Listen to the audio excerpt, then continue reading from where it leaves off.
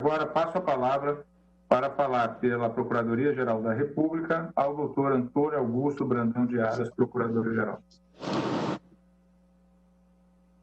Excelentíssimo senhor presidente, ministro Dias Toffoli, excelentíssima senhora ministra Carmen Lúcia, relatora desta DPF, excelentíssima senhora ministra Rosa Weber, excelentíssimos senhores ministros, excelentíssimo senhor ministro José Levi, advogado-geral da União, excelentíssimos senhores advogados que me antecederam, senhores servidores, serventuários desta casa. Este processo ele é icônico, e assim eu digo neste limiar, em razão de ter surgido a provocação por parte da rede, em razão de notícias veiculadas na imprensa acerca de dossiês envolvendo servidores públicos ligados à área de segurança, além de 3 outros servidores que estariam sendo objeto de investigações. E logo o Ministério Público registra que não admite que governos espionem opositores políticos, nem mesmo os seus acólitos. No entanto, tivemos acesso aos relatórios de inteligência que foram franqueados pelo Ministério da Justiça e estão sob sigilo da excelentíssima senhora ministra relatora, aposto, salvo engano, no dia de ontem. É importante aqui fazer algumas considerações. Os termos da Lei 9.883 de 99, que instituiu o Sistema Brasileiro de Inteligência, relatórios de inteligência são comuns e rotineiros para que se efetue um levantamento de cenários de risco, a exemplo dos episódios ocorridos durante a greve dos caminhoneiros. A finalidade da inteligência é antecipar o evento que pode, de alguma forma, colocar em risco a sociedade e o Estado. Após a morte de George Floyd, nos Estados Unidos da América, a reação social foi imediata, assim como ocorreu em Los Angeles, nos idos de 1992, no episódio intitulado como o episódio Rodney King, que virou até película de Hollywood. Algumas pessoas que se infiltraram no movimento social e se infiltram para protestar inicialmente, premidos por uma vontade de participar da vida pública nacional, podem, por motivos e circunstâncias diversas, ao depois, desnaturar a sua participação política, fazendo disto uma oportunidade para que atos antidemocráticos venham a ocorrer. A exemplo de saques e atos de interpelação.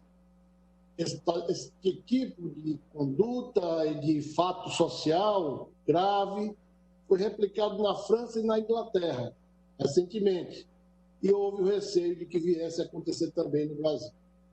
Digo isso para ilustrar que a atividade de inteligência antecipa cenários de risco. O Ministério Público, repita-se, não admite que governos espionem opositores políticos, nem seus acólitos.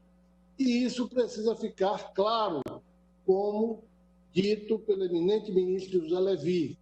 O óbvio só é óbvio para quem está disposto e está preparado para percebê-lo.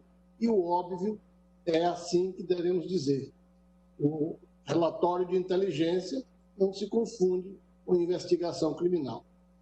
Nós temos a arguição, claro, de que as condutas ditas e descritas aqui poderiam envolver o desvio de finalidade, um abuso daqueles que constituem um dos elementos do ato administrativo. O Estado brasileiro, como todos sabem, é plural e não total. O Ministério Público não aceita cidadãos amordaçados e vigiados, apenas porque discordam de quem quer que seja. Não por acaso, ainda trazendo por ilustração experiências fora das nossas fronteiras, a Rússia foi condenada pelo Tribunal Europeu de Direitos Humanos, Corte de Estrasburgo, por entender que seu dirigente estaria perseguindo opositor político, no caso Navalny versus Rússia, em 2018. Razões semelhantes levaram a Corte Interamericana de Direitos Humanos a reconhecer a perseguição política do governo colombiano, no caso Manuel Cepeda versus Colômbia, em 2010. Não é esse absolutamente o contexto do caso em apreço. Os fatos desta DPF foram cuidadosamente apurados pela Comissão Mista de Controle das Atividades de Inteligência, cujo presidente, senador, concluiu, eu abro aqui aspas, que nenhum cidadão brasileiro teria sido prejudicado, fecho aspas, pelos relatórios elaborados pela Secretaria de Operações Integradas do Ministério da Justiça. As palavras do senador presidente da comissão, abro aspas, até onde a gente apurou, e a gente conseguiu apurar muita coisa, não houve nenhuma consequência para qualquer cidadão brasileiro. E, 3 pontinhos, continuo. Está totalmente garantido, por tudo que nós apuramos, a livre expressão, a liberdade de expressão das pessoas e da sociedade brasileira. Portanto, na análise da comissão do Senado, parece ter havido um alarme falso. Talvez um exagero.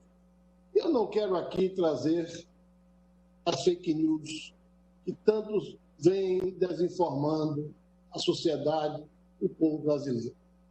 Mas é relevante dizer-se que o Senado fez sua avaliação técnica com independência. Os fatos também foram avaliados pelo Ministério Público, no particular, pelo gabinete, por este Procurador-Geral da República. E concluímos que os chamados relatórios de inteligência representam, na verdade, uma compilação de dados e informações extraídos de fontes abertas. E quais são essas fontes abertas? Por incrível que pareça, aquelas que estão acessíveis a todo e qualquer indivíduo. O Instagram, o Facebook, YouTube e manifestos publicados nas redes sociais. Portanto, a atividade que poderia ser realizada por qualquer cidadão com acesso à rede mundial de computadores é trazida aqui em sede de ADPF para apreciação da Suprema Corte Brasileira. As listas com os nomes dos policiais foram obtidas a partir do cruzamento de dados dos manifestos, ou seja, manifestações político-sociais que se exteriorizam de maneira ostensiva por meio da subscrição de inúmeras pessoas nas redes sociais. Os atos dos relatórios de inteligência, portanto, não eram invasivos da privacidade de brasileiros, nem demandavam a reserva de jurisdição violada para efeito de poder se demandasse a jurisdição da Suprema Corte Brasileira, se fosse o caso. Repita-se, da maneira como foram sistematizados, os dados do relatório poderiam ser compilados por qualquer particular. E aqui é importante dizer que há uma distinção fundamental a ser efetuada. A atividade de inteligência não se confunde com a atividade investigativa. A atividade de inteligência se baseia no binômio conhecer para assessorar. O objetivo é fornecer informações úteis a um escalão decisório superior, por meio de uma metodologia de produção de conhecimento que tem como produto final os relatórios. Ou seja, organizam-se informações para formar conhecimento. Outra coisa bem diferente é a investigação criminal, cujo objetivo é coletar dados acerca da materialidade e da autoria de crimes. No caso vertente, as informações obtidas pelo Procurador-Geral da República, fornecidas pelo Ministério da Justiça, foram coletadas na atividade típica de inteligência, não de uma atividade de índole investigativa qualificada por sua natureza inquisitorial. A Constituição permite a livre manifestação, mas proíbe a reunião com pessoas que portam armas de fogo. Está no artigo 5º, inciso 16 da nossa Lei Maior. A Constituição também proibiu a greve e a sindicalização de militares, o que nós temos no artigo 142, inciso 4º da Constituição Federal. Mas, disse-ia, por que a nossa Constituição adotou essas cautelas? Sim, senhores ministros, senhora ministra relatora, é uma reflexão importante, porque quando pessoas armadas se reúnem em movimentos de protestos políticos, a segurança pública e mesmo a segurança nacional podem ser colocadas em risco. Como foi dito, relatórios de inteligência são elaborados exatamente para o levantamento de cenários de risco, não para fins investigativos. Neste contexto, é compreensível que os órgãos de inteligência permaneçam atentos a grupos policiais que se organizam em movimentos sociais, sobretudo após o episódio ocorrido no estado do Ceará, em que um parlamentar foi alvejado com tiros em meio a ânimos acirrados que poderiam causar tragédias, não somente individuais, mas muito pior, as coletivas. Em nenhum país do mundo, o episódio da retroescavadeira e dos tiros em um parlamentar pode ser visto como algo normal. A atividade de inteligência antecipa distúrbios civis para fornecer informações úteis ao escalão decisório superior. Os relatórios enfatizam movimentos de pessoas e o enfoque é sempre coletivo, nunca individual. Mesmo assim, utilizando-se de fontes abertas, são os fatos aqui objeto de apreciação e lançados nos relatórios. À luz dos argumentos expendidos aqui, conclui-se que, data vênia, de todos que porventura venham discordar, não existe a fumaça do bom direito para a concessão da cautelar postulada. A ação foi embasada exclusivamente em notícias veiculadas pela imprensa na internet, não havendo delimitação de ato do poder público idôneo, pelo que nos manifestamos pelo deferimento da cautelar. E, feito estas declarações já aqui manifestadas, registro a minha surpresa no que toca ao próprio cabimento da DPF. Temos um pedido em que se pleiteia a suspensão da produção de conhecimento de inteligência sobre integrantes do movimento antifascista e professores universitários. E um outro pedido, é a revelação do conteúdo da inteligência produzido em 2019 e 2020, demonstrando-se o objeto, os destinatários e as razões que levaram a essa produção. Apresento a Vossas Excelências, nessa oportunidade, uma preliminar de não conhecimento dessa DPF, por tais pretensões.